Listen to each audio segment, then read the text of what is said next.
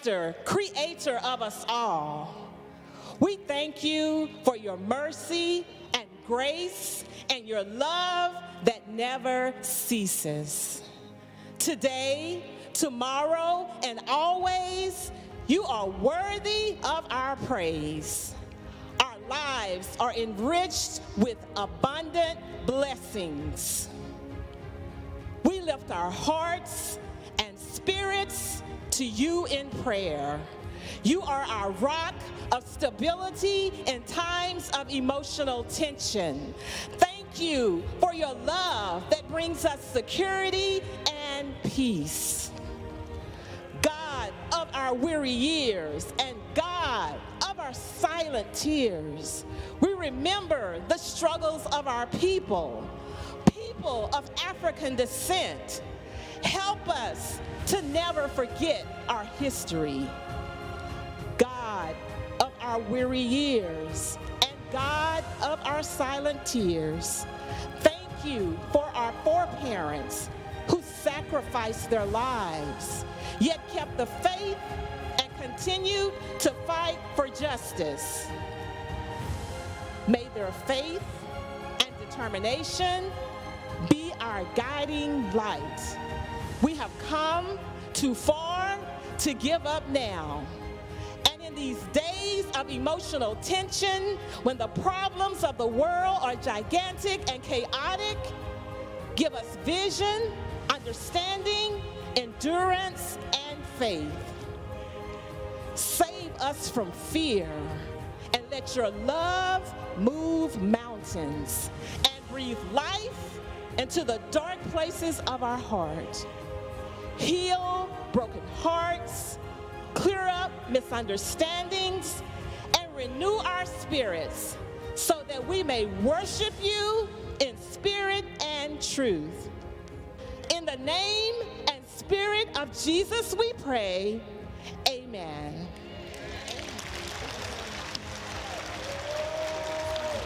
And powerful prayer. Good morning and welcome to our 4th annual MLK Teach-In.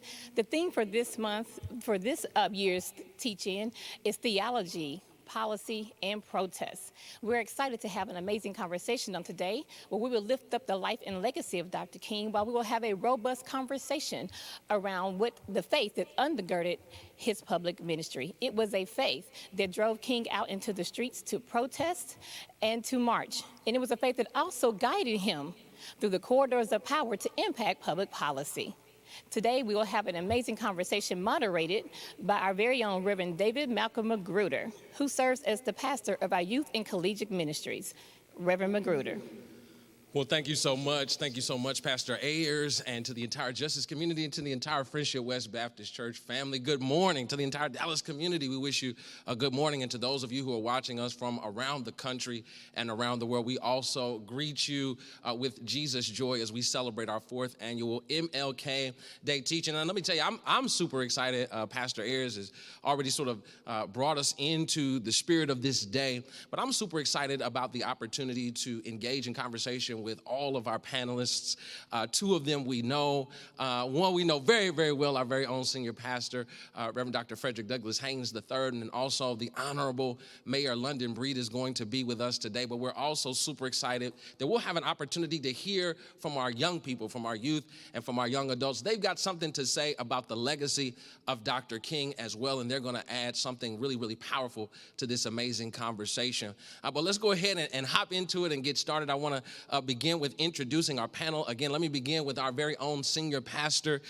He is the incomparable Reverend Dr. Frederick Douglass Haynes III, known throughout the city, the country, and the world as a freedom fighter, as a social justice leader. And we love him so much here at Friendship West Baptist Church. We love his leadership. We're grateful to God for him and for the tremendous way that he continues to lead us. And so give a welcome to our senior pastor, Pastor Haynes. We also are are delighted to be joined by a regular during our King Teach-In, and yet he continues to make our conversation so rich and so powerful, Pastor George Mason. Pastor Mason is the senior pastor of the Wilshire Baptist Church. He's been the pastor of Wilshire since 1989. He's nationally recognized as a religious leader, serving the Cooperative Baptist Fellowship, Fellowship Southwest, Pastors for Texas Children, and Faith Forward Dallas. He's the lead advisor for the Baptist House of Studies at Perkins School of Theology, a frequent op-ed contributor to the Dallas Morning News on subjects of public interest that intersect religion, such as public education, race relations, predatory lending. He's also, again, not a stranger to Friendship West Baptist Church. Help us to welcome this morning, again, our friend, Pastor George Mason. We're delighted to have you, Pastor Mason. Thank you for joining us. And of course, it is also my privilege and honor to introduce the Honorable Mayor London Breed. She is the 45th mayor of San Francisco and the first African-American woman mayor in the city's history. She is a native San Franciscan, raised by her grandmother in Plaza East Public Housing in the Western Addition neighborhood. She is currently leading San Francisco so majestically in its ongoing response to the COVID-19 pandemic, with a focus on equity and supporting the city's economic recovery. Prior to public service, Mayor Breed served as executive director of the African American Art and Culture Complex. She served 6 years on the San Francisco Board of Supervisors, including 3 years as president of the board. We are super excited to have with us this morning Pastor George Mason, Pastor Frederick Douglass Haynes III, and the Honorable Mayor London Breed. Thank you all so much for being with us this morning and for joining us in what's going to be, I believe, a really robust and powerful conversation. And so I'm super excited. So let's hop right into it. And let me pose this question to all three of you. Since 2021 marks the 145th observance of the Reconstruction era, the 100th commemoration of the domestic terrorism unleashed on the Greenwood neighborhood in Tulsa, Oklahoma, known as Black Wall Street, and roughly 57 years since the passage of the Civil Rights Act of 1964. And in a strange way, all three of these represent the best and the worst of times for Black people in America. And so as we stand on the eve of a new administration, as we continue to navigate a global pandemic, as we now attempt to navigate and negotiate social unrest, many of the political, social inequalities that Dr. King was talking about and fighting for, they still exist. What can we glean from the public ministry of Dr. King that will give us a way forward to recreate more just social structures, and what policies should we be lifting up and advocating from the local to the state to the federal level of government? If you don't mind me going first, because I want to welcome, along with Pastor Magruder, absolutely, our amazing guest, Dr. George Mason, my brother from another mother, who is just a gift to our community, our city, our state, and nation. Again, we always welcome you, and we thank you for being in the tradition of Dr. King, even at Wilshire Baptist Church, and of course, partnering with us in so many ways. Your prophetic witness is a gift to us. And then, O-M to the Jeezy, I'm talking about the mayor of San Francisco, my girl, the one and only London Breed. I am so excited, I can't even hide it, that London Breed has joined us. And please permit me to just say welcome to you, London Breed, along with what was said about her in the formal introduction. I want to just throw out some things for our consideration as to why her voice is so necessary in addressing the question that Dr. Magruder has posed to us. Under her leadership, San Francisco has become an island of safety, sanity, and health in the midst of this pandemic, because she has courageously and audaciously dared to shut the city down and ensure the safety of San Franciscans. I cannot tell you, Mayor Breed, how many of my homies from San Francisco have called me to say, you know, Freddie, we safe here in San Francisco because our mayor won't have it any other way. And so I want to thank you for that kind of leadership, because again, it's that kind of moral courage that it's going to take for us to address the times in which we live. And then I've got to also say that from a policy standpoint, Sister Girl is doing the doggone thing. Last year, the year of George Floyd, Breonna Taylor. Check out what happened, Pastor Mason, Pastor Magruder. Last year, London Breed said, San Francisco, we've got to do the right thing.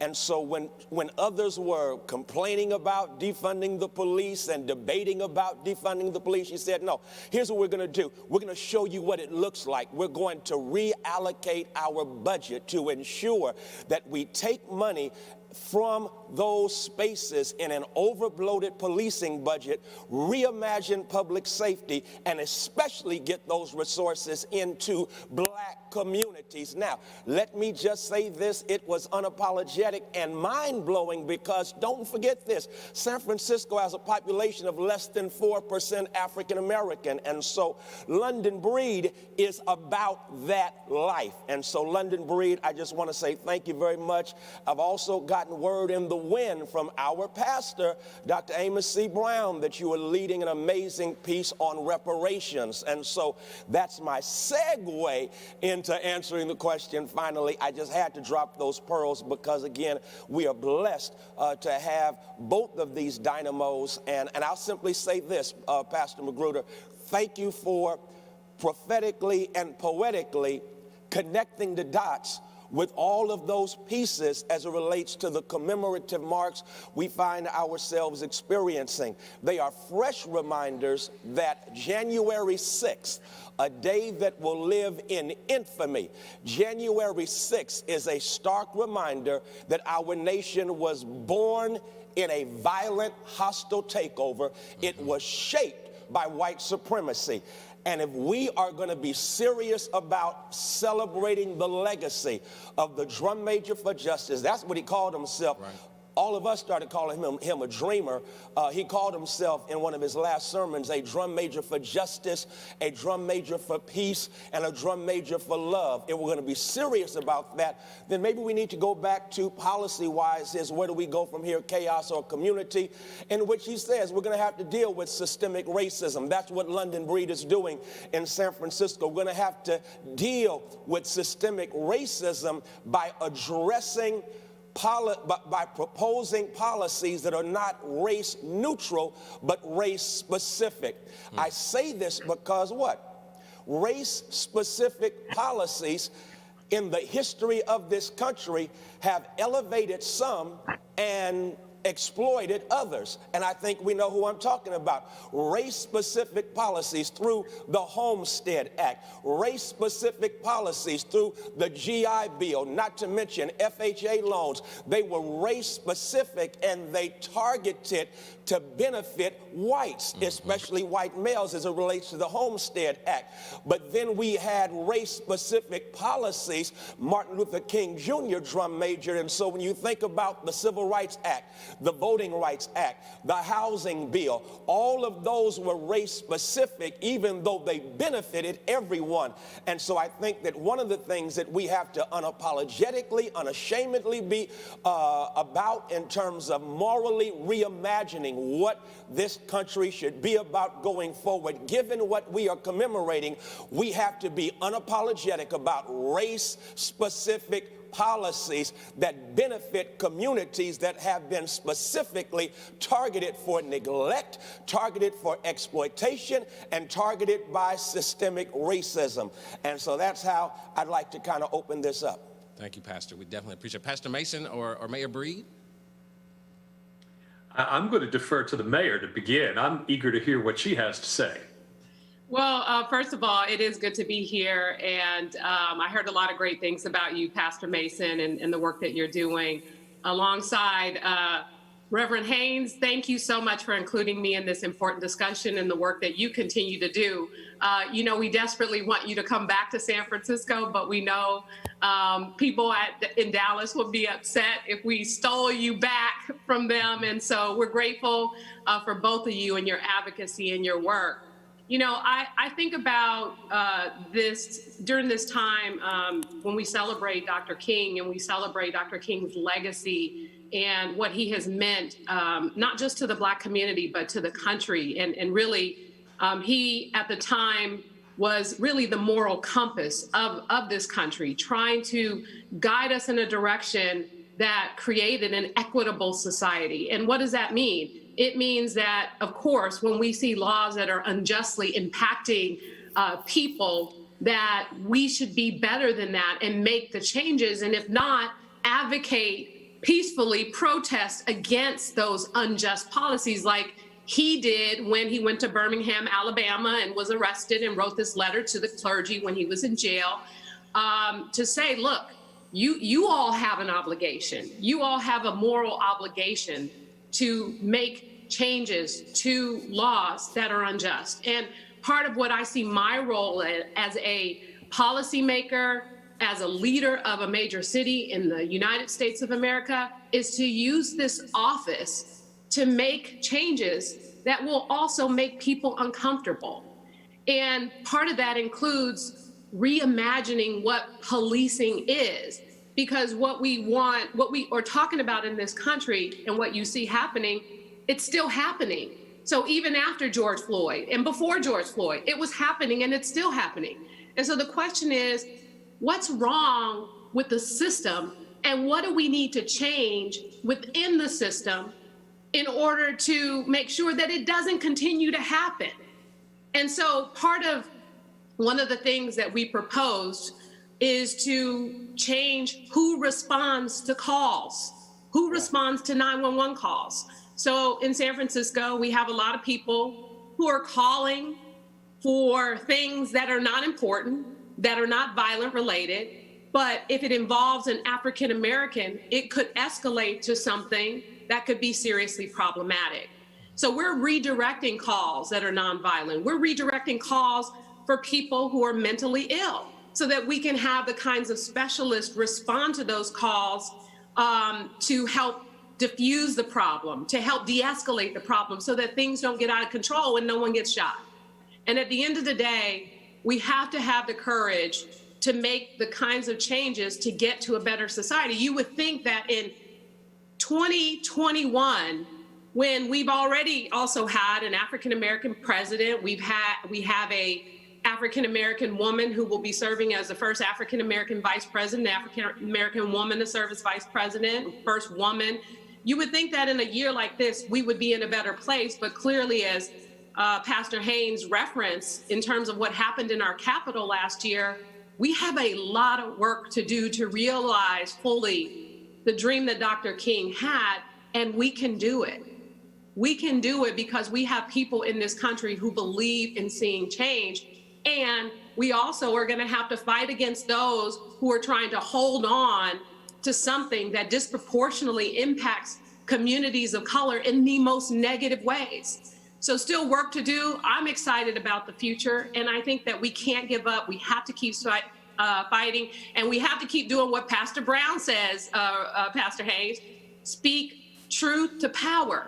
Right. And that's how we're going to get somewhere. That's a powerful word, Mayor Breed, and we really appreciate that. Pastor Mason, I'll come back to you. Just want to remind our audience at home that you will also have an opportunity to raise your questions, so make sure that you're asking your questions in the comments section. Don't forget to hit the like button, hit share, make sure that someone who needs to hear this conversation can indeed hear it. So we want to encourage you to ask your questions, place them in the comments section so that they can be asked to our panelists. Pastor Mason, let me come back to you. Over the past 4 years, and especially during the last election cycle, we saw and continue to see numerous pastors, countless pastors and Christians spew hatred and recycle racist tropes to strike fear and terror in our nation. So let me pose this to you, Pastor Mason, as well as to Pastor Haynes, in the spirit of Dr. King's letter from a Birmingham jail. What is the role that the faith community has to play, or what role does the faith community play in creating spaces of healing and a beloved community? Mayor Breed talked to us about the sort of policy responses from government. What role does the church play in helping to facilitate and create that beloved community? Well, thank you for the question. And I would say, to begin with, the first duty of the church and any religious community is to be a socially just community. That is to say, you don't just go out and advocate for social justice outside of your faith community. You have to be that within your own community, which is to say, first of all, you have you have to look at your congregation, and you have to make sure that you are paying a living wage to everyone that is working for you, that you are providing benefits, healthcare benefits, that you are that you have taken out any of the kind of limitations on full participation for people of any kind who are coming among you, confessing the same faith. And so you're creating the possibility of a model of a beloved community in your own congregation. You have no moral authority to speak to the rest of the world if you don't do that within your own community to begin with. But then you also have to be brave and bold enough to say that some things are simply not acceptable in your neighborhood, in your community, that what you proclaim as a faith has to be good for everyone, not just for you. And so if you have a gospel that you are proclaiming and then saying that you have the right to own the Capitol building, to say this is my country, and what you mean by that is it doesn't belong equally to everyone else who's a citizen, then you have betrayed the gospel. You have betrayed your faith. The good news is either good news for everyone or it's good news for no one. Right. And so you can't continue to co-opt your faith to privilege yourself in your country or your community. I love it. And I'll just simply add that I appreciate so much, George, the whole concept of the church has to interrogate herself, because unfortunately, the church has been guilty of practicing that which is contrary to what creates a beloved community. And so you spoke, of course, of paying a living wage to our workers. At the same time, it's how we treat women. In many instances, churches will say, okay, women can clean around the pulpit, they can dust off the pulpit, but they cannot preach behind the pulpit. There's something about that reflects an injustice. And so in many instances, we treat we otherize in churches those who are rendered second-class citizens because of how they were born, because of who they love, because of the color of their skin. Amen. And so the church has to get over herself when it comes to creating a community that is beloved, because in many instances, instead of a beloved community, it's an embittered community because of the fact that the church is guilty of having a hierarchy of value within the context of the church, and we have to be purged of that. So I thank you so much for that insight. I will only add that I think it's very important that the church, in speaking truth to power, thank you for that, Mayor London Breed, in speaking truth to power, in creating the beloved community, says that we are simply asking for a world characterized by justice. I love the definitions by Cornel West and Michael Eric Dyson. Justice is what love looks like when it speaks in public. And so justice is me wanting for your community the same thing I want for my community. So there is an usness, a first person pronoun that recognizes the wisdom of Dr. King. I can't be what I want to be until you are what you ought to be. And so that's what justice looks like. But we also, in this moment, and please hear me lovingly, we cannot separate the fact that the Hebrew word for justice is also married to judgment. And that means that in this space where you have a lot of right-wingers who are rushing to say, okay, let's go ahead and forgive now. Let's go ahead and reconcile. Let's go ahead. It's the time to heal. Now, you done spent 4 years doing everything but that, and now you want healing without accountability. And the bottom line is you cannot heal from what you ain't real about and ready to deal with. I'm not going to preach, but that was kind of good right there. And so I'm suggesting it's very important for us in this space not to have those right-wingers who were complicit in what happened January 6th come forward now and all of a sudden, no, we don't want to go through this because that's going to further divide the country. No, the country is divided. Let the country unite around justice. Let the country unite around the fact that there are certain things you cannot do and there not be consequences and repercussions, to quote my brother from the movie Life. And so there is justice that we must fight for in the beloved community, but the beloved community does not mean that accountability is not a part of justice. Pastor, that's really helpful. And I want to do something really quick and ask this question and then pivot back to the question of gender. And so I want to pose this to all three of the panelists. I asked this question of our young people, and again, we're going to have an opportunity to hear directly from them a little bit later. But the question was posed to them about the differences between Black Lives Matter, current movements that we see in the civil rights movement. And one of the things that they highlighted that I thought was really powerful and very interesting is the presence of our white brothers and sisters in Black Lives Matter, particularly in the wake of the murder of George Floyd, that many of our white brothers and sisters were stepping up to the plate and putting themselves in harm's way. And that runs into, runs directly into the fact that we have a president who is attempting to rally his supporters using ethno-Christian nationalism. So how do we encourage our white brothers and sisters to remain engaged in the struggle when the president seems to make it so easy for them to choose racial loyalty over racial progress in this country? So how do we sort of keep them engaged? How do we keep them part of the work when the president seems to be sort of issuing them dog whistles and invitations to sort of return to a sort of ethno-nationalist side? Right. So let me just jump in and say, this is right in our sweet spot if we're paying attention to who we really are. That we don't really...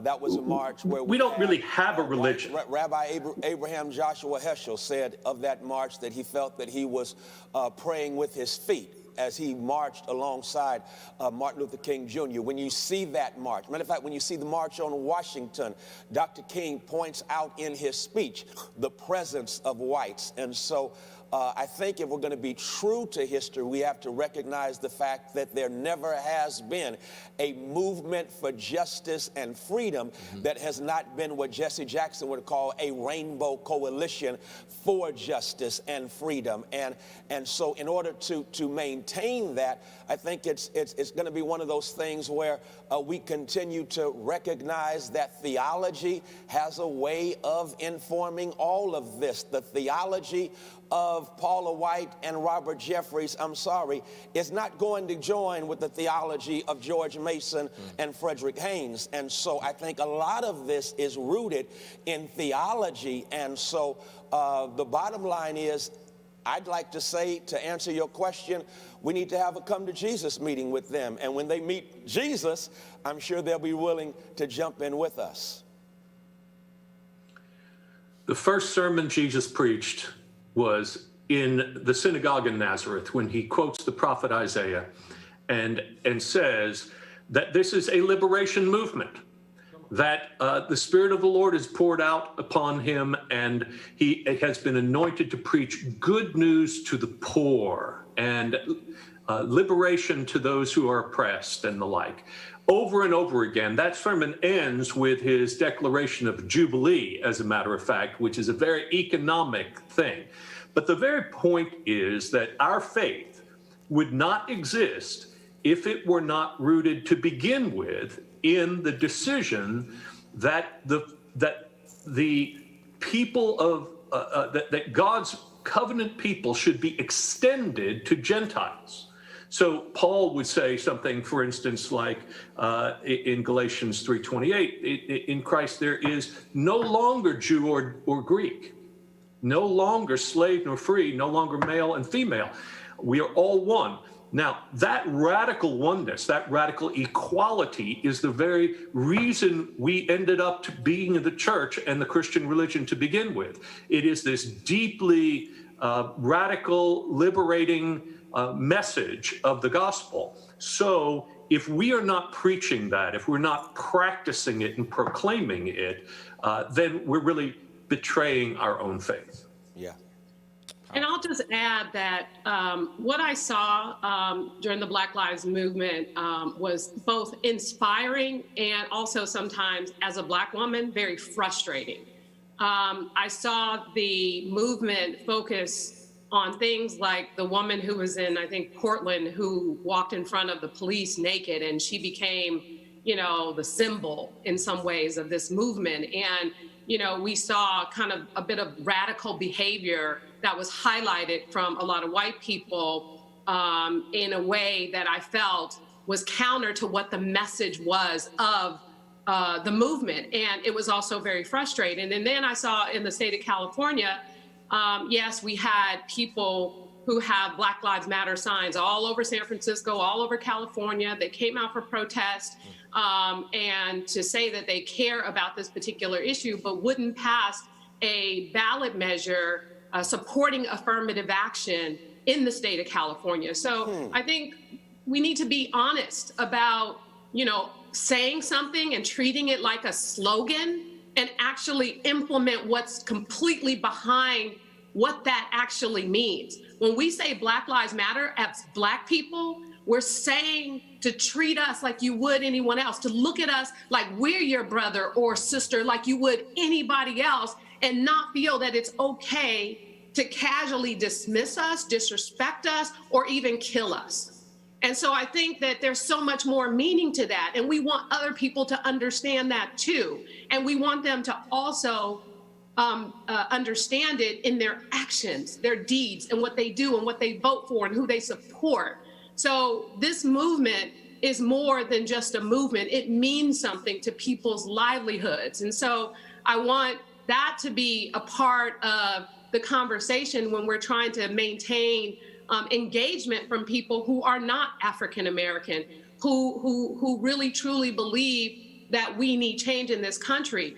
It can't just be you show up for a protest in order to take a picture and put it on your social media page. You have to be in this in your everyday life and what you do. So can I just piggyback on that? Because Mayor London Breed, you just dumped me. That was absolutely powerful. Black Lives Matter has to show up in our systems because, again, so you say Black Lives Matter, but you don't want affirmative action. You say Black Lives Matter, and yet you don't want to change systems that ensure that Black lives don't matter. Black lives have to matter in your own spirit.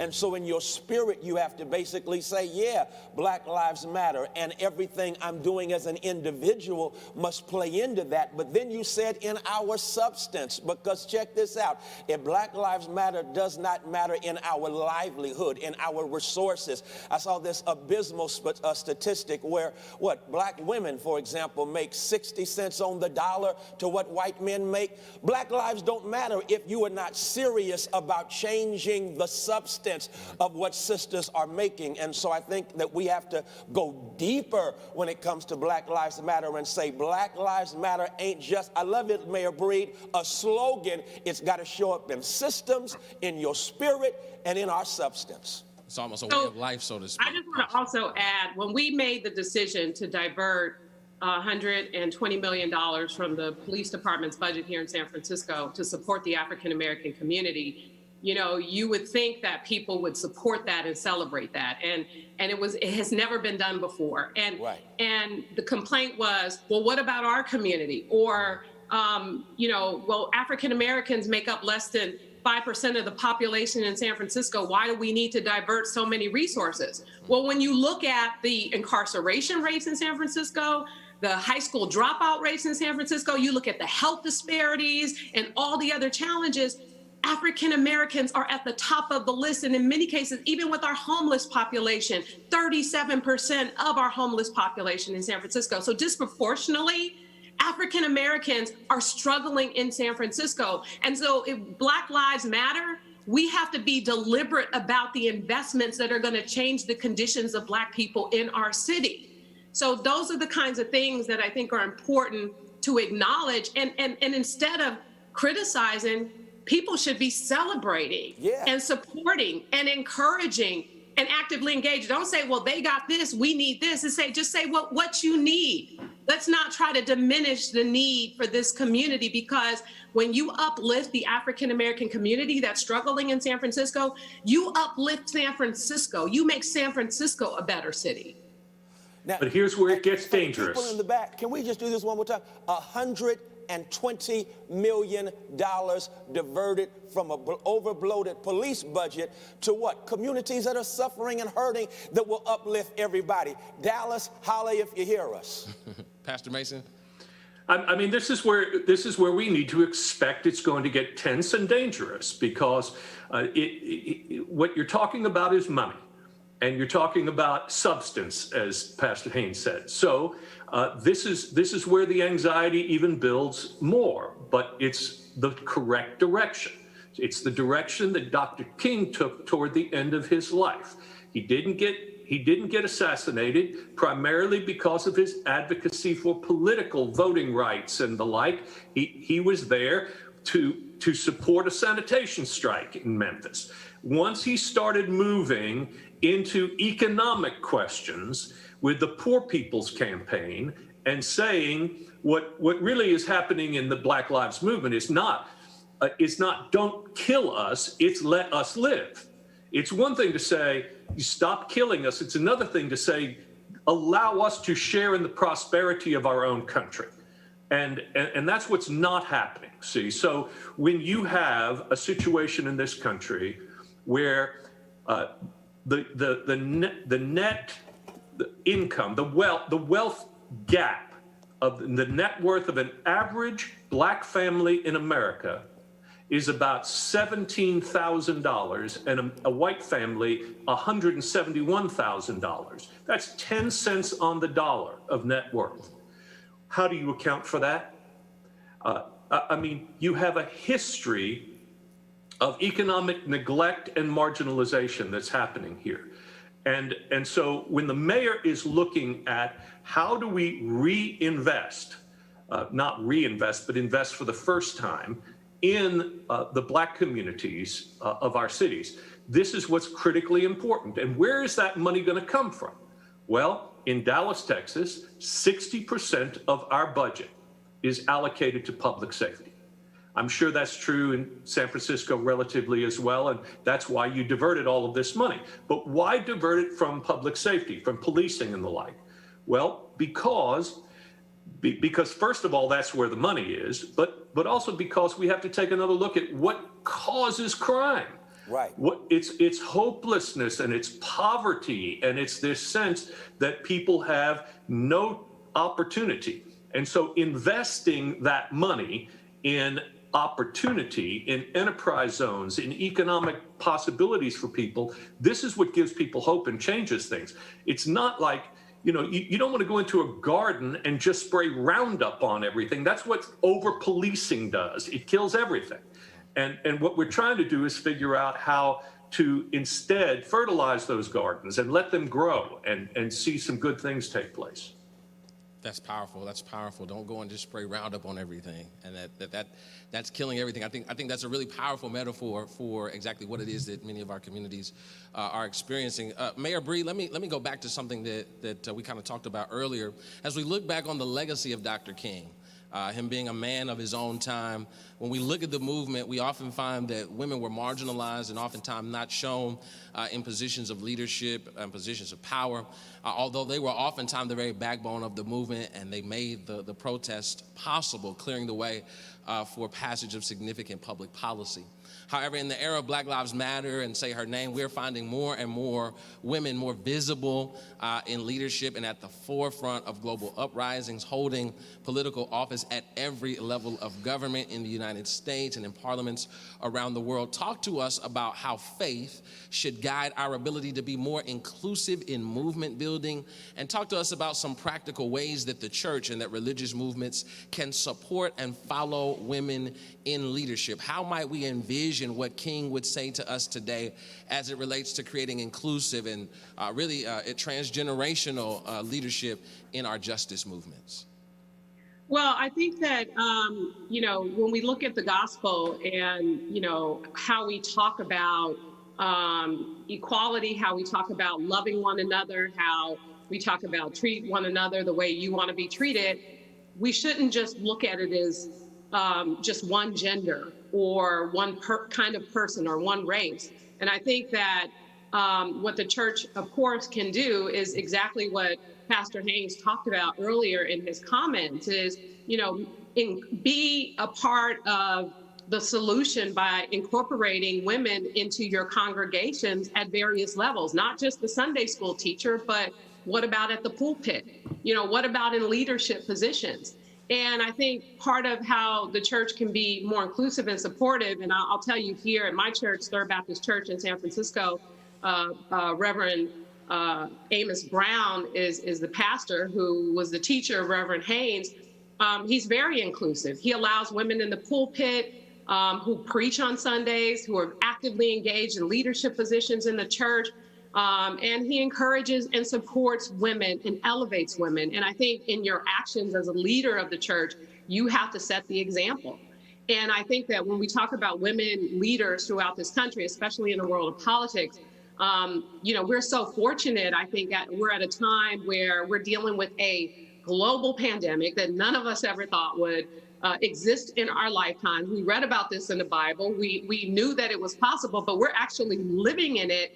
And you see more African-American women and some men who are mayors all over the country. And because of the neglect from, our federal government, we had to be the leaders to step up and to take care of our cities.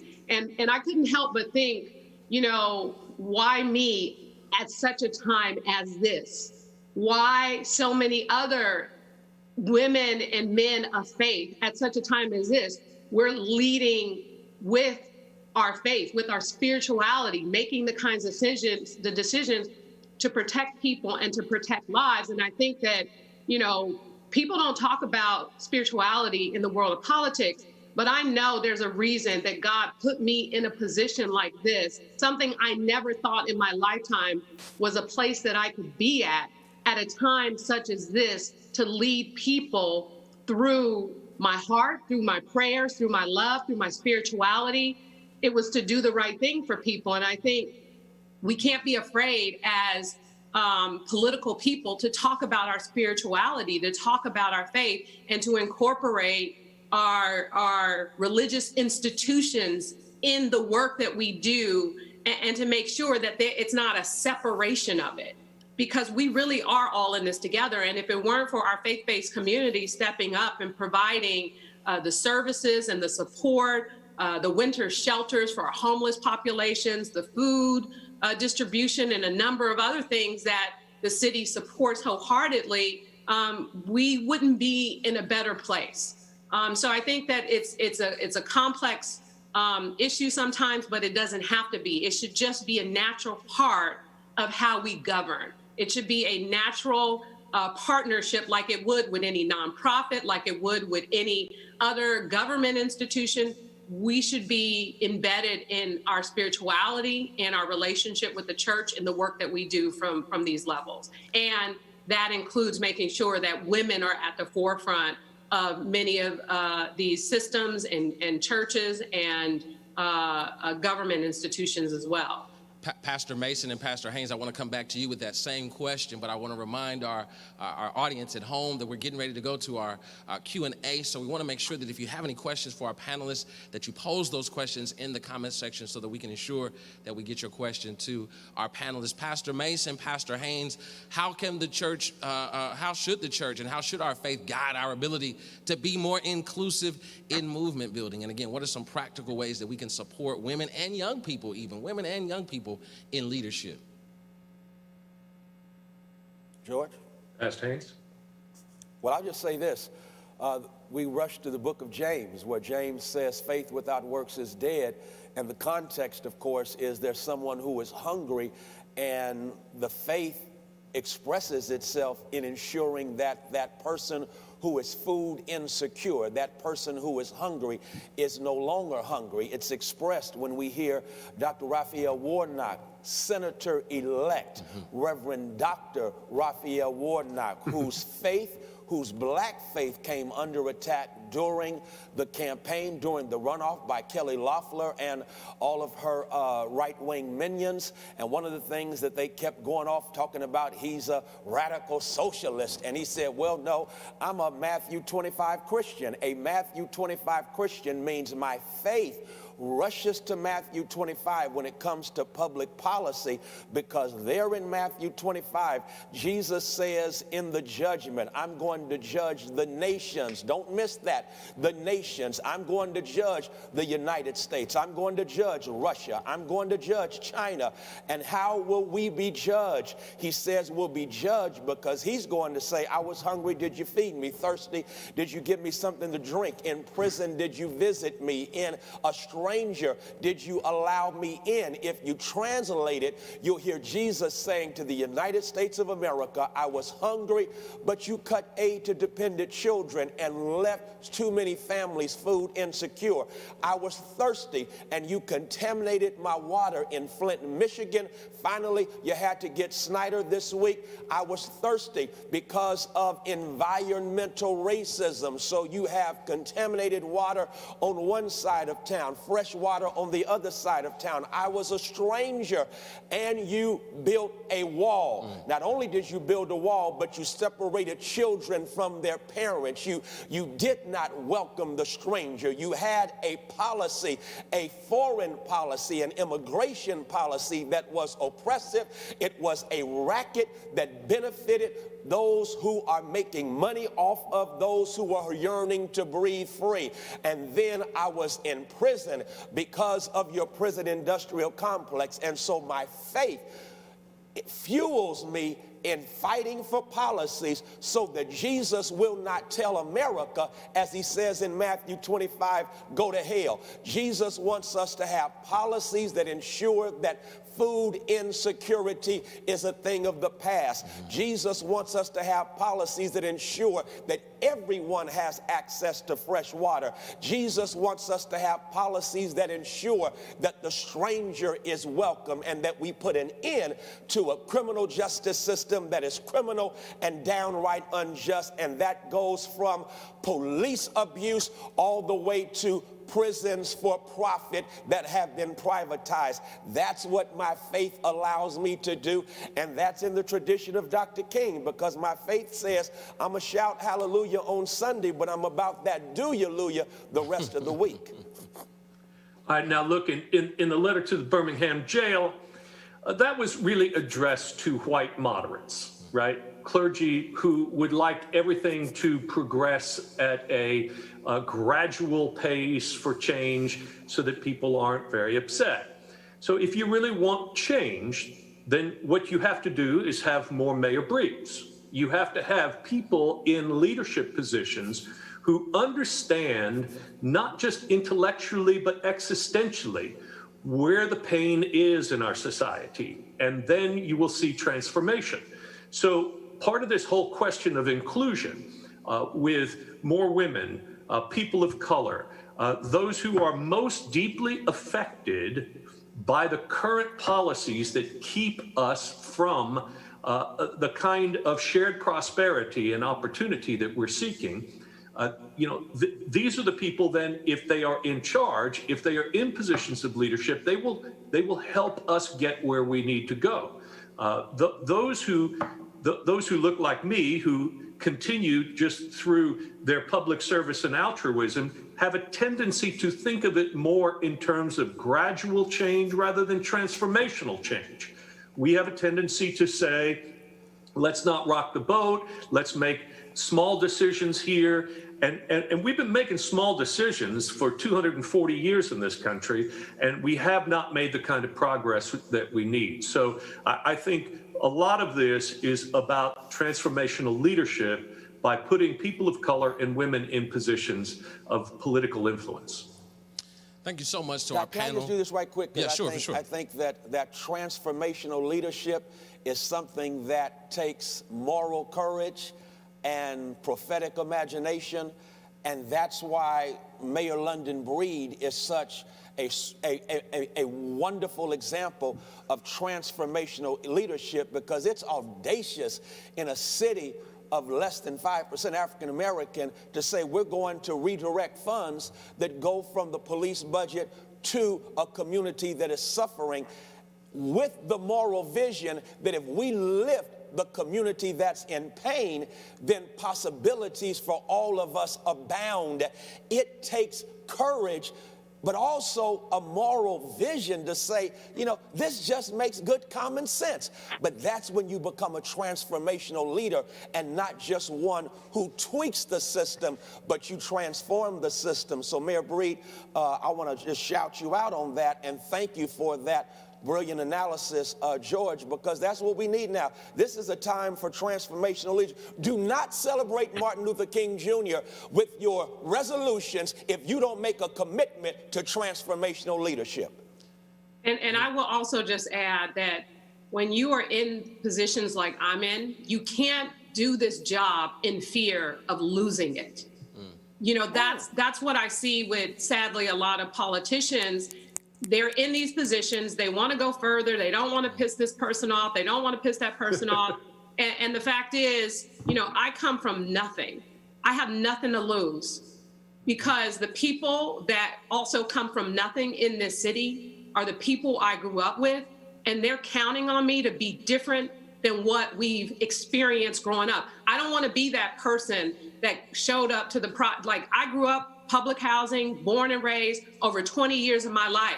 I don't want to be that same politician who shows up to the projects and says, I'm going to do this and I'm going to do that, and then all of a sudden they disappear. It's like, well, what happened to what you said was going to happen? And so you can't do these jobs in fear of losing it, because if we want real change, we have to be bold and we have to be willing to piss people off in the process. That's deep. I appreciate that. That's very powerful. Specific question for you, Mayor Breed, from our panel or from our online community. So here in Texas, police officers are called when a person is unwilling to go to the psychiatric hospital, or if they are a danger to themselves or to others, or if their health has deteriorated to the point where they're not functional. So who specifically responds to a mental health crisis in San Francisco?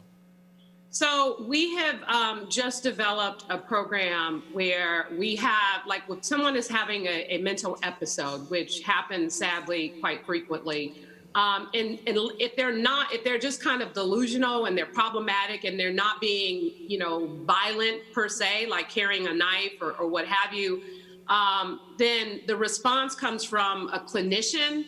There's also a community person that works with nonprofit agencies. And so the goal is that they show up and they're able to have the conversation and they are able to talk someone out of whatever is going on. And, I have an aunt, for example, who I grew up with, who was mentally challenged, and she would have her moments. And at that time, even up until recently, police would respond, but, they knew her, they would talk to her, and they would convince her to go home, right? It's different now because, things, it's harder to convince sometimes people who are, high on a substance, who aren't in their right minds to listen and to focus on what you're trying to say or do. But, what we are trying to do is change who responds. And also it requires patience. It may require an hour of conversation to finally convince that person that they need to go to the hospital or that we can help them in some other substantive way. But ultimately, there are a number of people that are non-law enforcement that will respond to those particular calls. And so we just started the implementation of this process. And so we don't have the statistics or information to determine how it's going. But I think that this is going to be a huge success because it's shifting the focus from law enforcement to clinicians, to mental health experts, and people who know how to work with this particular population. I'll say what they don't have someone getting killed on a mental health call like the brother just got killed in Killeen, Texas. I know you don't have that. Right. Yeah, and recently there was some guy who was Haynes, but of course, sadly, Mayor Breed, you're invited to chime in as well. Why do we not see more pastors and more clergy with the courage to speak out against the president, to speak out in favor of Black Lives Matter? Why is it that so many clergy lack the sort of prophetic courage that the two of you have, and why do we not see more pastors and more clergy leaders speaking out? I mean, I'll just say it's because of the fact that, again, theology often informs our psychology and sense of sociology, not to mention anthropology. So if my theology is more capitalist than Christian, then I will be embedded with empire as opposed to challenging empire. If my theology is a top-down theology as opposed to a bottom-up theology where I see God in Scripture showing up on the side, God taking sides with oppressed people, marginalized people, otherized people. If my theology does not see God in that regard, but instead my theology says I've got to somehow be in bed with an empire, and we've seen it in this country, and sadly, it's not limited to white preachers. There are black preachers who have basically bought into a white Jesus. And so because they buy into a white Jesus, their theology has its roots in the slave ship called Jesus.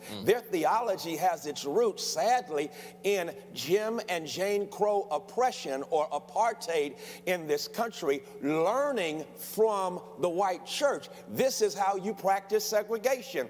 And so when you have that kind of theological orientation, it will keep you from demonstrations on the front lines for justice, because the God you worship is a God of empire. The God you worship says, hey, join the Trump cult. That's the God you worship. And so we don't see those getting on the front lines. I could easily stay there, but George, we also know that there are a number of us right here in Dallas that just encourage my spirit, who are always on the front lines. Now, the sad thing is the headlines are not going to show George Mason. It's not going to show our sister at our rabbi sister, whose name escapes me right now. Please forgive me. Nancy Caston. Yeah. Nancy Caston. Nancy Caston. Not going to show Nancy Caston. Not going to show our sisters and brothers who are on the front lines, who are always strategically thinking across denominational, across ethnic, and most importantly, across even religious lines. Imam Omar is always down with us. And so the bottom line is, yes, you have Robert Jeffries, you have Paula White, you have Kenneth Copeland, but you also have Nancy Caston, George Mason, Rabbi Omar Suleiman, and many others who are out there doing the thing. And I think we need to lift them up, because guess what? They never will get interviewed on Fox News. Pastor Mason, did you want to add a word on that? Well, I think the question is, why don't we speak up more? And I think I appreciate Pastor Haynes acknowledging that some of us do, and that we don't necessarily have the Fox News platform. Not sure I want the Fox News platform anyway, but nonetheless, I think, historically, though, part of the problem, of course, is that the Christian religion in America developed a kind of slaveholder religious mentality. And that is, it defended the idea that our faith was really about what our personal relationship to Jesus is only, and how that would then transport us to heaven someday from earth, instead of recognizing the deeply rooted nature of our faith in this world. And the fact that Jesus' own prayer in the Lord's Prayer says, thy will be done on earth as it is in heaven. Thy kingdom come, not us go, but thy kingdom come. The whole idea is that God's will should be done in our human relationships here. And, so I think what's happened is we separated Sunday from Monday. We had a lot of spiritual piety on Sunday, and then on Monday we thought we could pretty much keep things the status quo and do what we wanted to do, and the church was supposed to be quiet about Monday and just pay attention to Sunday. Well, there's no separating the soul and the body in our faith. We are living beings with God's Spirit in us, each and every one, created in the image and likeness of God. And our life in the world with one another is what faith encompasses, all of it. Very powerful, very, very powerful. Listen, time flies, they say, when you're having fun. We're over time a little bit, so let me ask one more question before we pivot to our youth and to our young adult panel. Again, let me also offer our deep thanks and gratitude to Mayor London Breed, to Pastor George Mason, and to the one and only Reverend Dr. Frederick Douglass Haynes III. We thank you all so much for making this 4th annual MLK Teach-In, MLK Day Teach-In so powerful and memorable. Let me close with this question to each of the panelists. Considering the fact, we might consider the fact that Dr. King was born in and shaped by the Depression era, shaped by Roosevelt-style big government kind of programs that he led, right, in the era of LBJ and in the Great Society. How do we restore faith in government to do big things as it relates to justice? That's the first part of the question. And then the second part of the question is President-elect Biden has said in his acceptance speech that he's going to have the backs of black people. So how do we then hold him accountable to that promise? Close us out on that. Well, I guess I'll get started on this one and just say that, you know, when I was a kid, there was a program, the Mayor's Youth Employment and Training Program, and I was fortunate enough to get a slot when I was 14. So it stopped me from doing, you know, what I saw my friends doing, going to the Tenderloin, selling drugs, and committing acts that landed them in juvenile hall. The problem with the program at that time is there weren't enough slots for everyone. And so when I first became mayor, I started a program called Opportunities for All that has, it's a paid internship for every high school student in San Francisco. I never want money to be a barrier to success for any of these kids, and I want them to be exposed to every opportunity possible. And I raised private dollars to make sure that we didn't turn one kid away who wanted this opportunity. So I think that part of, you know, how we think about, you know, implementing new policies and ideas and things that we can do, it starts with making sure that we take care of our young people, that we really be deliberate about our investments and our support to educate and uplift young people, especially kids who are in poverty, because it's one thing to, you know, go to school and maybe get this internship and do your best in school. But if you're going home to parents who are drug addicts or to a place where you don't even have your own room or a place to study, that creates a whole nother set of problems. So we in society have to do a better job at supporting, uplifting, and educating our children so that they are able to take the reins and to lead a successful country in the future. And that includes making sure that the values we instill in them are about love and acceptance and inclusion and all the things and the values that Dr. King stood for. As far as holding this president accountable, I'm excited. I'm excited about Joe Biden. I'm really excited about my friend Kamala Harris being vice president. You know, she and I had a great conversation 2 weeks ago about what's to come. And let me tell you, I had to tell her because she called me to talk specifically about the work, about what we need to do, about how we're gonna move the country and how there's so much work to do. And that's the kind of person Kamala is. I had to tell her, hold on, just take a moment and recognize how significant it is for you to be in a position like this. I know you're gonna do the work. I know you're gonna make change, but take a moment to just enjoy and appreciate the moment. The good news is we had two incredible leaders in the both of them. And I think we hold them accountable by doing our part on the local level and making sure that there is a connection between the work that they're doing on a national level and that they understand the needs and the challenges that our city faces. And I think because of the work that they've done their entire life, especially I think because of the work that I know of that Kamala Harris did here in San Francisco, even with the Back on Track program, giving nonviolent offenders a second chance to not only get their education, but to make sure that their criminal record doesn't follow them when they're trying to live their lives. I mean, that's just how she thinks. And I think a lot of the work and programs that they're going to be instituting will have a positive impact on our cities. And I'm really looking forward to it. Amen. Thank you so much, Mayor Breed. Pastor Haynes, Pastor Mason. Well, I want to let Pastor Haynes have the last word, so let me get the next one then, and just say, look, I think that we simply need to figure out how to measure differently. That is to say, we have had a near doubling in the past 4 years of the value of the stock market, which means that some people are benefiting tremendously from the economic policies that we have. But the growing inequality between rich and poor is such that, we can't sustain that. And so if we're going to have a successful new administration in Washington, it's going to be because they have policies that actually succeed in raising the bottom and in building ladders, rungs of opportunity for the middle class to thrive, and in overcoming some of these disparities that we're talking about. At the state level, we know that we're one of, I think, only 4 states now that does not have the Medicaid extension in our state. And, we have the word just this week is that once again, the speaker in Texas is saying that he's not going to advocate for that.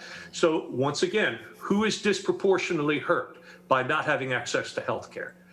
It's people who are poor, it's people of color. That has to change. Similarly, public school funding, things of that nature. At a local level, you look at the cash bail problem that we have, and this is statewide as well, but this disproportionately favors people who are wealthy and hurts people who are poor.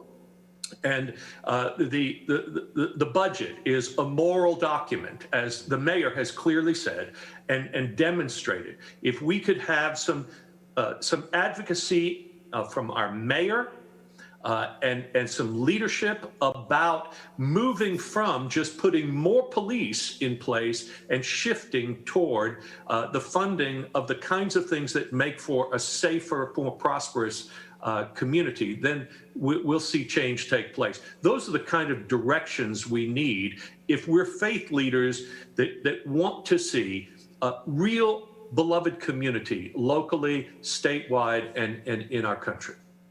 Thank you, Pastor Mason. Pastor Haynes, bring us home. I'll do the best I can. First of all, I just have to say thank you to all who tuned in. Thank you to you, Pastor Magruder, for your brilliant leadership and facilitating of our conversation. Thank you, George Mason, for always being you. That's the best way I can put it. George is George. That's why, again, I salute you and thank God for your ministry that keeps me encouraged and going here in Dallas. And then Mayor London Breed, I don't even have words to convey how much I love and respect and appreciate you. Personal word, in the aftermath of the Blue Lives Matter trying to take over our parking lot in August, the next day, I received a phone call from Mayor Breed. She's on vacation, and she says, I'm just checking on you, and I never will forget you for that. So thank you so much for being you. The best way to answer the question for me, number one, is to recall the one we celebrate this weekend, who provides us with the motto as well as the metaphor for moving forward. Dr. King, in the aftermath of the '64 Civil Rights Bill, told Lyndon Johnson, this is not enough. We need a voting rights bill because we've taken down the white-only signs, but we still don't have a strong voting rights bill. Lyndon Johnson's response was interesting. He said, I just don't think I have the power to get this done. Dr. King then responded, well, we're going to go to Selma and give you the power. And of course, we all know that history records that Dr. King and the movement went to Selma, Alabama, marched from Selma through Bloody Sunday all the way to Montgomery. And in the aftermath of Bloody Sunday, you hear LBJ getting on television in a joint, in an address to a joint session of Congress, closing out his message with, and we shall overcome. And by August, there was a voting rights bill. Why? Because Dr. King, when he heard the politicians say, I don't have the power to get this done, Dr. King said, well, let's go down to Selma and give him some power. I think that says a lot for what we're going to have to do For President Biden, President-elect Biden, and Vice President Harris, they already have a moral compass. They already have it going on. But we are also going to have to give them some power to get it done. And when we give them power, I believe we help to define what it means for President Joe Biden to have our back. When President-elect Biden made his acceptance speech, he said something, Mayor Breed, that no other president in the history of this country has ever said. He specifically said to the African American community, "You've always had my back, and I'm going to have your back."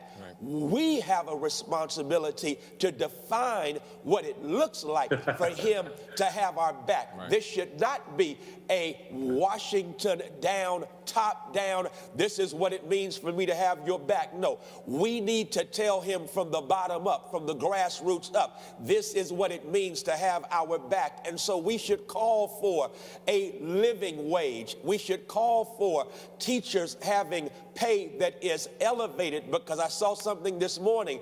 If indeed we get this $15 an hour he's proposing, that's $31,000 a year if you work 40 hours a week.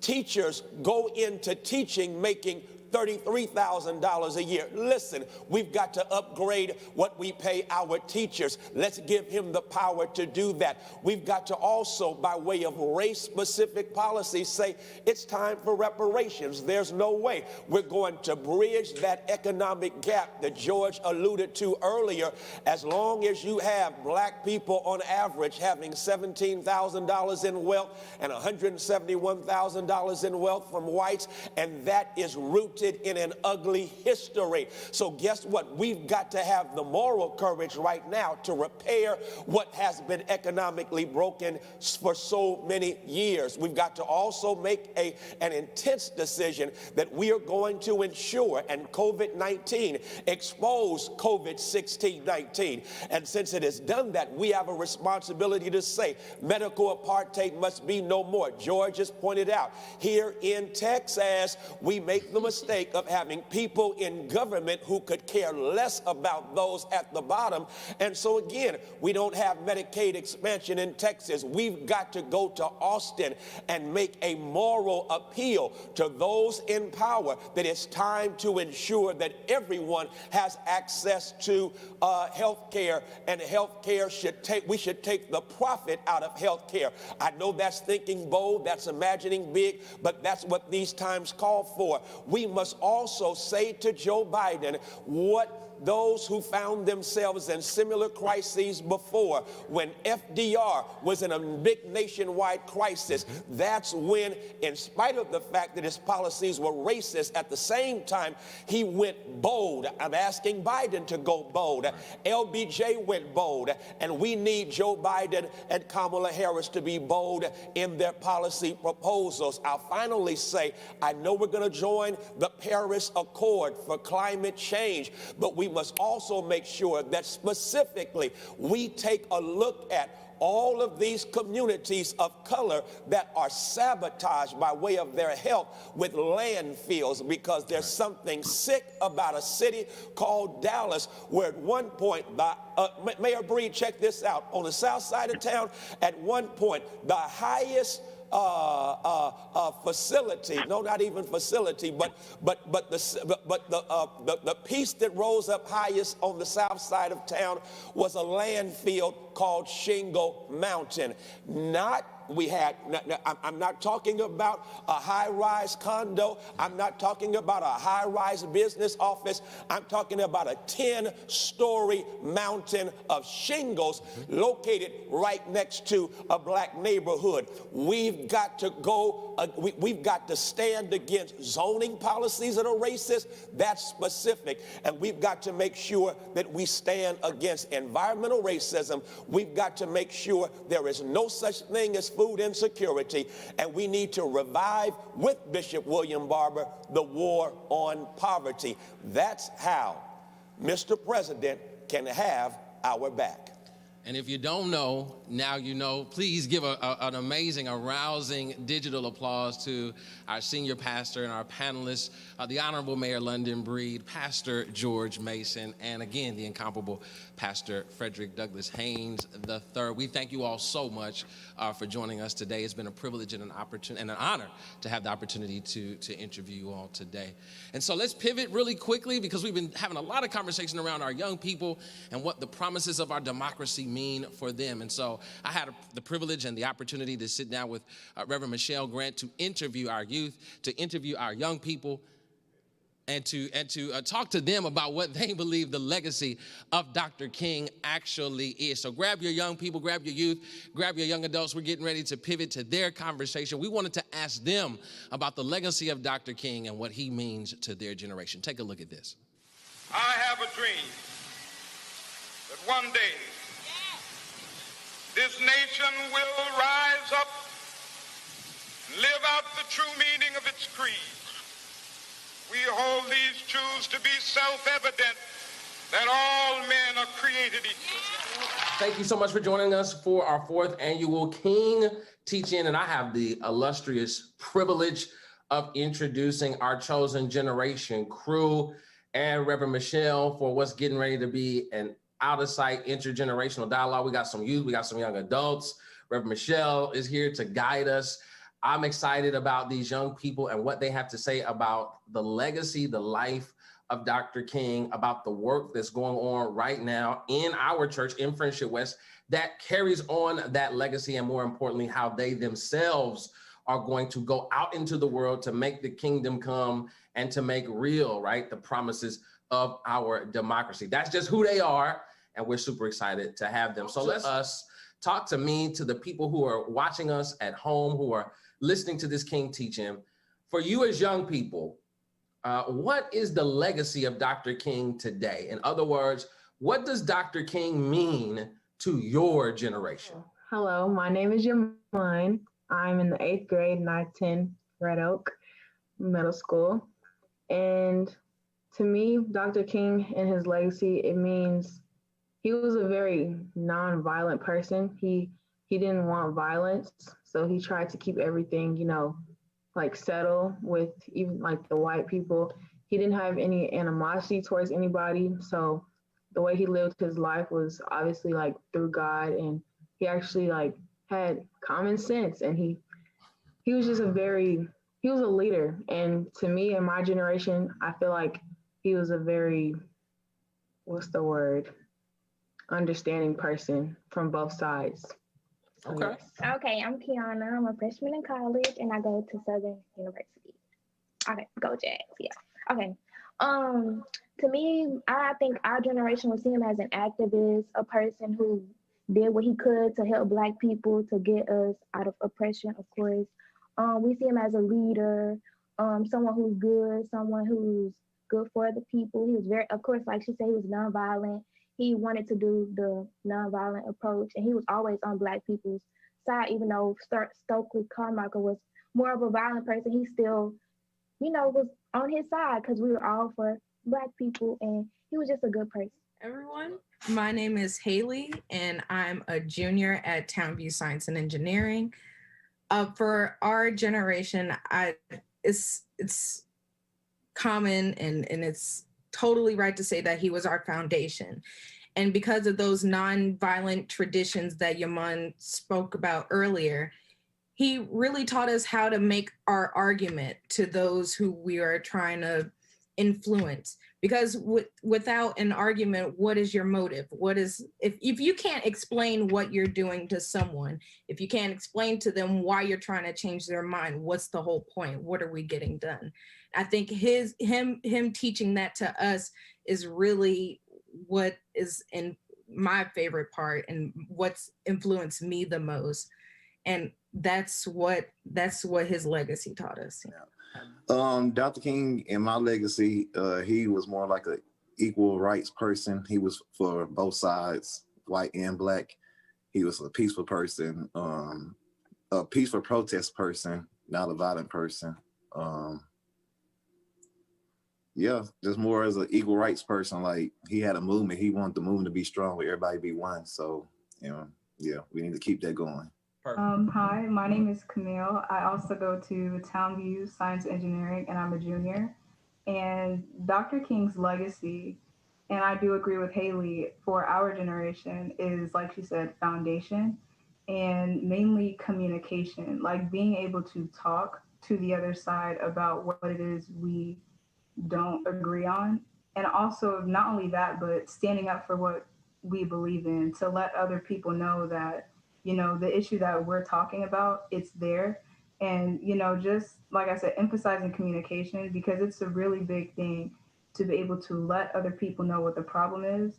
That way, even though violence might be something that exists, obviously, it just lets people know what you're talking about or what you want to represent before it ever gets to that point, why you're upset, what is actually there. Oh, yeah, absolutely. Thank you so much, Pastor Magruder, for that segue. Because I was just thinking, like, what does it mean to me? And I feel like he was like truly the blueprint of how to get legislation passed, the blueprint how to get along with others, even though we might disagree.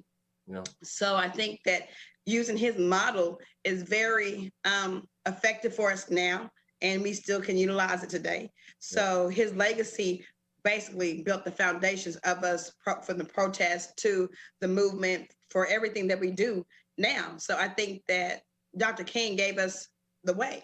And with that being said, what do you think the primary differences are between the movement before with Dr. King and the movement now, rather it be from Black Lives Matters, rather it was from any type of protest when it comes to social justice, when it comes to the violence? How do you think that the movements are different?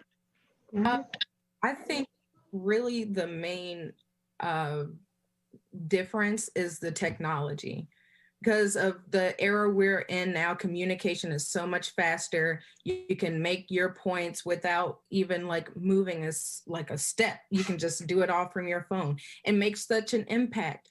And I feel like back in his time, well, that impact was going out and talking to people physically, making demonstrations with marches and walks and marches and walks across towns just to make a statement.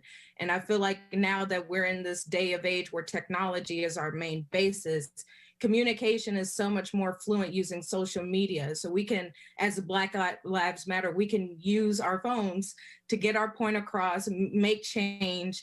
And I really wish that we were able to have him during this era to use his mind and his knowledge to convey over these fast lines of communication. I feel like a lot more would have gotten done despite how much he did do with what he had at his time.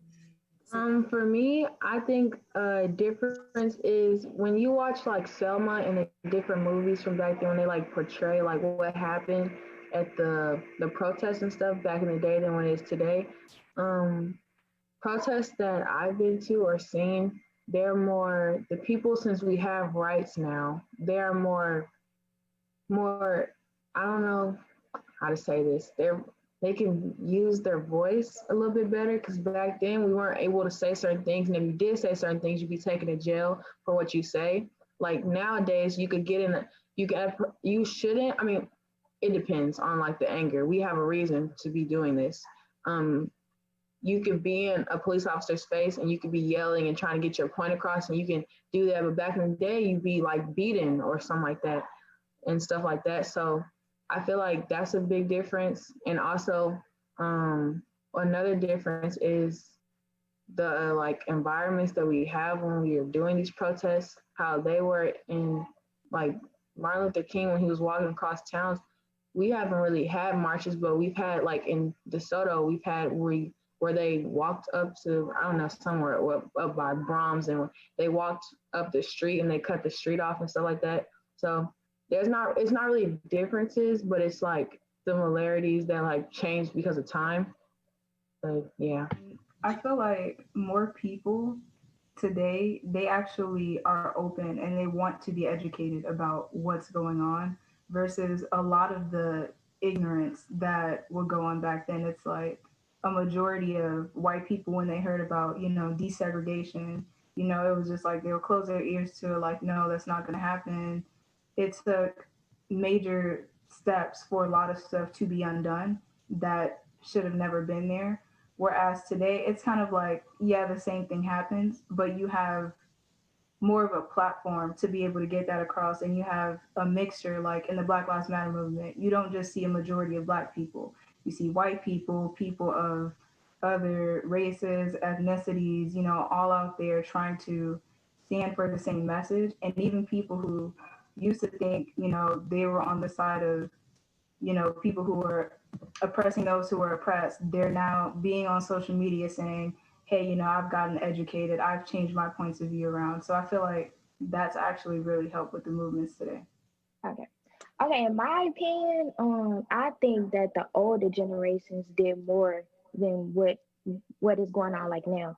Like they didn't, like when they felt upset about something, they got out there, they were going to jail, they were marching. Like she said, they did walks. Like now, I feel like certain things happen for people to get out and protest in this area. Like with George Floyd, everybody got out. But I feel like every time we should have been outside, we should have been doing something, especially since now, like you said, technology, we have the power, we have more than they did back then to get our point across and, do something about the injustices. But I feel like the older people, they did more. Like they did what they had to do. Like they wasn't playing no games. If they didn't like it, they got out there, they did something. Every day they were doing something different as far as protesting, being out marching, walking all over the streets. Like they were. Man, y'all stole everything, especially Pastor Magruder. Okay, God, Pastor Magruder came and stole my. But yeah, it is a lot of more women versus men. Like you see, like back in the day, Dr. Martin Luther King, when they was marching, it'd be more men versus women, like straight on the straight front line. The women be way in the back with their neighbors and everybody else. You know what I'm saying? Now the women, they moving us out the way. They with their high heels, they now they dress like they going to the club, protesting, you know what I'm saying? So it's like, it's a good movement because at the end of the day, the women should have a say in what, because, you know what I'm saying, without the women, we can't really do nothing. So, I mean, at the end of the day, but it's different because, it's just different times, but yeah, it's good. I love it. So Jazz, you talking about them like them Stacey Abrams? Yeah, like from in Georgia and all them women, when I guess Breonna Taylor, when she shot, it was mainly mostly women up there in Georgia protesting. I think it was like mainly women went to jail over Breonna Taylor's march. You know what I'm saying? So it's like the women is taking an extra step before the males. And in a way, it's kind of good because us males, we do have a lot of other stuff going on, like work-wise. But it's good for women to have that extra mile to go and start the protest. Like they say, shut the highways down, you know what I'm saying? Marching up to Brahms and stuff. I remember all that. And guess what? What was on the front line? Young adults, women, and older women. The men, we was behind them like security guards watching them march. You know what I'm saying? So yeah. Okay. So most everyone says that there's a lot of differences. Y'all see any similarities? So one of the similarities is that it's not just about what people see on the outside, like when they initially see what we're doing, when they see the marching and all of the actions that we're doing for the movement, it's about why we're doing it. So like back in May, when that big Black Lives Matter movement had started off because of George Floyd, which Kiana had referenced, it wasn't just about George Floyd. It was also about everything that had happened and took place before him. And so it was like some of the arguments that a lot of people made was, oh, dang, it took George Floyd to get y'all out. Like, y'all are just doing this because of him and stuff like that. There were some riots that happened, some violence that even happened as well. And that's all that people saw. And we get the label of being violent, of not having anything to stand for. We just want to do this, thugs and criminals, but it's just like, they don't hear us. The only thing that they're doing is focusing on our actions, and when we're actually trying to explain it, it's like they just shut their ears to it. So I feel like that's a big similarity, is that it's about why we're doing it, communication and what we're standing for. A similarity I see is that we're still doing it. We're still protesting. We're still marching. Like we shouldn't still be having to, but it's the fact that we're still doing the same things as the older generations doing. We're still having to try to, like, put out there that Black lives do matter. We, like, it's still the same thing, but yeah, that was a similarity for me, that we're still having to keep doing the same things over and over. Like, they're not understanding that we matter. So, yeah. I definitely do. And it goes back to what Kiana and Camille said. It's like we're still fighting the same fight. It's just a different time and age, which is really sad to look at, because this has been going on for tons of years, because I can't count right now. But it's really crazy that we're still trying to prove our point that we deserve to be equal with those with other people. Like, it's crazy. It's like, why should we have to? This point was made time and time before, and it's a very valid point. It's just, do you think Dr. King would have done have led the movement the same way? I think so. I kind of view him as a traditionalist, and I feel like he would use those same actions he did before to continue his process of trying to make change for all of us. So I don't think he would have personally changed. I think he might adapt with what we have now, but I don't think it would be a change. Okay. I like it. Wow, y'all are like so smart and so intuitive. You guys have definitely your hand is on the pulse of what's going on. So that's exciting to know that we got some amazing leaders. I can't wait to see what y'all gonna do with legislation in the future and stuff. Y'all gonna be some powerhouses. Okay, so. Wow, what an amazing 4th Annual King Teach-In. I want to join Reverend Magruder in thanking Dr. Haynes, Mayor Reed, and Dr. Mason for an amazing, robust conversation. And we want to thank Pastor Magruder for the amazing job he did with moderating both panels. A lot of what we heard today was around we need to be engaged in advocacy, action, and activism to carry out King's legacy, and you'll have an opportunity to do that with us. And we invite you to go to friendshipwest.org/justice and invite you to sign up as a justice partner. We will be engaged in the 87th Texas legislative session. Dr. Haynes referenced that earlier in his comments. So we want to stay engaged with you so you can stay engaged and be powerful advocates for a change, because policy happens when everyday people get involved and get connected, understand the issues, and take action. So please go to friendshipwest.org/justice, and we look forward to seeing you in the future. Friendship West Baptist Church.